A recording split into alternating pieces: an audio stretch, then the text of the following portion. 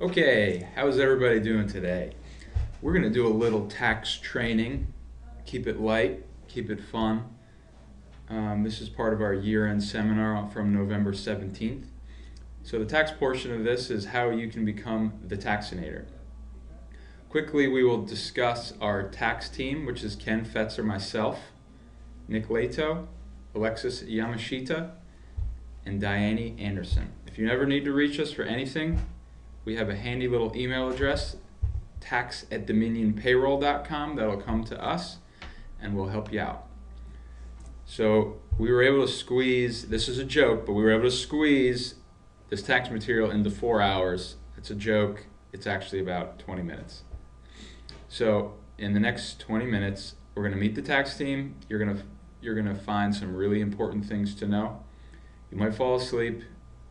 You'll probably wake back up, have some drool on your collar, wipe it off, and then we're going to tell you how to become a taxinator. So to put a face to all our names, it's the four of us. You can see there's two beauties and two beasts, and if anybody knows Street Fighter, they probably know Ken and Ryu. This was one of my favorite Halloween costumes. Quickly, some noticeable statistics for our tax team is that last year we paid out over $650 million of taxes, which is pretty impressive and depressing at the same time. 99 cents out of every dollar is paid electronically. That's fantastic.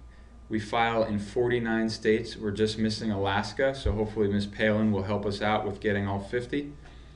And our e-file return ratio is over 80%, which is the quarterly reports like at 941 and state unemployment returns. When those get filed electronically, it increases our e-file return ratio. Classic Biden-Obama meme.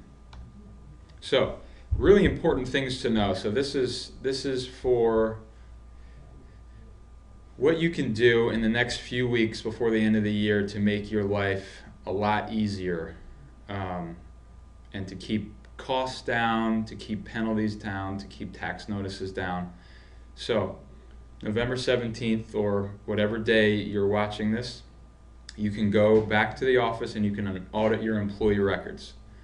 That includes social security numbers, making sure they're in the correct state, addresses, things like that. December 30th is your last day to process 2016 payrolls without incurring any additional costs. So the 31st is actually a Saturday, so December 30th is that Friday. So the goal really is to, obviously the earlier the better, but the goal is to get everything in the system and run before December 30th. We print your W-2s on the second week of January, which is the 14th and 15th. And then if you've never gotten W-2s with us before, the way it works is that starting on the 16th of January, the next payroll that you run, you're going to get your payroll package, and then you're also going to get a separate package that has your W-2s, your 1099s, your ACA forms, if that's applicable. And then because your deadline to get your employees all these forms is the end of the month, so January 31st, say if you're a monthly payroll and you don't run any payrolls between January 16th and the end of the month, we send you the packages. So you'll have them no later than the 26th, and that gives you time to distribute them to your employees. We don't give access to your employees to see their W-2s until January 30th, and we make that delay because if there's any adjustments that come in during January, we don't want your employees to have already grabbed their W-2s and filed their tax returns, and then to find out that something changes. And then of course, January 31st is your deadline to distribute the W-2s to your employees. So if you are mailing them out, you just have to get that postmark date on the 31st and you're within IRS guidelines. So the most problems we see, and this is a common theme of just trying not to procrastinate and trying to get this stuff in as soon as possible. So fringe benefits, which is, you know, owner's health insurance, auto allowance, things of that nature, getting those in. Some people get that information to us too late, you know, like in the middle of January, and by then you're looking at additional processing costs, and you're looking at late tax penalties and possibly amended returns. Third-party sick pay, we'll touch on that in just a minute. And then, you know, incorrect Social Security numbers is always something that trips people up. So just making sure you're looking and making sure your employees are looking at their pay stubs is really the best way to avoid that. So the big thing that's updated for 2017 is the Social Security tax wage base. That's been steady at $118,500 for the last 2 years. But 2017, that's jumping up to $127,200, which is pretty substantial. That's like $600 for extra for employee and employer. So that's over $1,000 per high earner that the government's getting. I guess to try to keep Social Security, you know, funded. Contribution limits stay the same. Social Security and Medicare percentages stay the same, 6.2%, and then Medicare is 1.45%. Once you hit $200,000 for the year, the employee only has to pay an extra 0.9%. So I'm really upset about that. So third-party sick pay. The problem with third-party sick pay is that so this employee that's on the disability is getting, and a lot of people know this as short-term disability.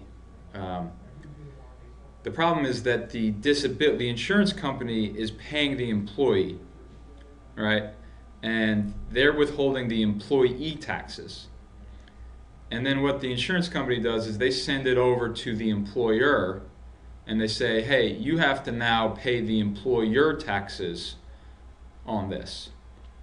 And that's the only reason that we get involved at all, is because you send that information to us, we put it into the system so that the employer taxes can get paid. And the tricky part is when the W-2 is issued. So sometimes the insurance company tries to issue the W-2 for these disability wages, and if we have it, we're issuing the W-2 for the disability wages, so those wages get double reported by accident. So iSolved makes it an easy decision, because when that information gets put into iSolved, it automatically goes on to the W-2. So those disability wages are automatically reported on the W-2. So what does that mean? That means the insurance company cannot issue the W-2, or else there's going to be a problem. So if you are not sure what the setup is you have with this insurance company, just reach out to them and find out whether they are going to issue the W-2 or not. If they are, they normally just make you fill out a form to choose the other option and just say, hey, I don't want you to file the W-2. My payroll company is doing that. So that's the whole deal with that. If you have over 250 W-2s in the past year, like for 2015, if you had 250 or more W-2s, you have to report the employee and employer health care premiums on the W-2. So if you don't know about this, this is purely informational. It's just to show the employees what benefit they're getting. It's not taxed or anything. It's just you have to put it on the W-2 in box 12, code DD. So some of you may have it already set up in iSolved to automatically calculate. Others don't have it set up through iSolved, and basically those people just send us a spreadsheet at the end of the year with all that information, the employee plus the employer premiums. So that's the total between the two for each employee. and we load that into the system, and it spits out on the W-2. So that is the healthcare reporting. Again, some lighthearted humor. I'm not giving them the Wi-Fi password. We have some super weird taxes. If you don't know about them, this provides for some comic relief. In New York City, if you slice the bagel, it's taxed. If you don't slice it, it's not taxed. In Tennessee, they have a crack tax. So if you plan on doing crack, I wouldn't advise doing it in Tennessee. In some states, there is the flush tax. So if you're living in one of those states, we would advise that if it's yellow, please let it mellow. And then if you live in Utah, you have to pay extra 10% if you employ nude workers. So let's thank goodness we're not in Utah. So let's get on to our taxinator training. So what are the benefits of becoming a taxinator? Well, movie theater discounts, free admission at national parks is a huge perk. And the ATA actually did a research study to show that taxinators emit a natural aphrodisiac compared to non-taxinators. Obviously, you're going to get glowing admiration from your peers, and if you're trying to get a leg up on the dad that spoils the kids and you want to be the more lovable parent, your kids are definitely going to love you more after they find out you're a taxinator. So what does a taxinator do? Well, number one, a taxinator does not negotiate with procrastinating employees. They nip it in the butt, they find the problem, they make sure they don't mind being that pest, that mouse in your ear that's saying, check your pay stubs, make sure you got the right social security number. So what they can do above and beyond is check a few reports that we have in iSolve to make sure everything looks good. So there's 4 reports. The W-2 preview, W-2 verification, the exceptions, and the year-end exceptions. So all 4 of these reports are going to be available for the end of the year. So the exceptions and year-end exceptions reports will show you great information. This is kind of the bigger stuff, the really important stuff. If you're missing any social security numbers, you have invalid social security numbers. If you are missing any tax IDs, like if you just started in a new state and you don't have that tax ID yet, this report will let you know that. If there's something goes wrong with like a voided check and there's negative wages for an employee, we got to get that corrected. And then a variance is, so if an employee is making $100, there must be $6.20 that comes out for Social Security, $1.45 that comes out for Medicare. It's just, those are flat percentages and they must be correct. If they're not correct, it's going to show up on this report. So that'll let you know before it's too late. And we run those reports too, so we check behind you, but it's always good to keep those, to look at those every payroll. So the W-2 preview is basically just showing you a preview of the W-2. You can check, you can just scroll through if you don't have too many employees just to make sure there's no, huge red flags. The verification report shows the name, the number, the social security number, term date, all this information. Scroll through that, make sure everything looks good. And kind of closing up, but one of the biggest changes from our old payroll system to iSolve, which is our new payroll system, is how the taxes are calculated. So it makes it pretty straightforward because there's really just these 2 choices. You have where the employee lives, which is the resident location, and then you will have where the employee works, which is the work location. If you have these 2 choices set up correctly, your employee is going to get taxed correctly. So basically, if you can see here, you see on the resident location where it says VA and then it's got 8 numbers, or I guess that's 7 numbers. what those numbers are is called a geocode, and it points to a specific spot in Virginia. So, one of these numbers might point to Goochland, Virginia, and then if a few numbers different might point to Midlothian, Virginia. So it's not that big of a deal with Virginia because we don't have local taxes. But if you have employees that live in Maryland or Pennsylvania, Ohio, Kentucky, making sure that this geocode is the exact correct geocode is so crucial when setting up your employees. So I always make sure and we'll see here on this next slide where you get the options to choose. So when you type in the zip code for whatever address you're typing in and hit enter, you may get a list of different townships or municipalities. So if this is a Virginia option, it might show,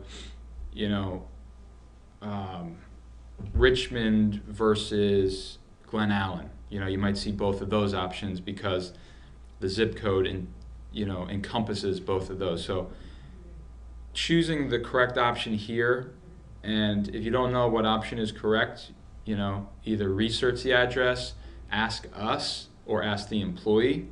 Most of the time they know exactly what township they live in. So the point here is just when you're setting up the employees and you get to a screen like this, you don't want to just choose one randomly. You want to make sure that you've chosen the exactly correct one. So that's really the goal here. And some of the states that have local taxes are Delaware, Kentucky, Missouri, New York, Ohio, Pennsylvania, and West Virginia. I'd say Ohio, Pennsylvania, and Kentucky are the big ones. But in general, you just want to make sure that these are right. And then last but not least, reporting quarterly reports on demand is where you're going to get your company packages. So that includes the 941, the 940, state unemployment returns, deposit confirmations, which are crucial. And those will be, the fourth quarter reports will be available on January 20th. Most likely before then, but at latest January 20th. So that's where to grab those. And then I think that is the end. So if you have questions about any of this, please feel free to send an email to tax@dominionpayroll.com, and we'll gladly take a look and see if we can help you out. So thanks so much for being with us and being a part of Dominion Payroll, and I hope you guys have a great day.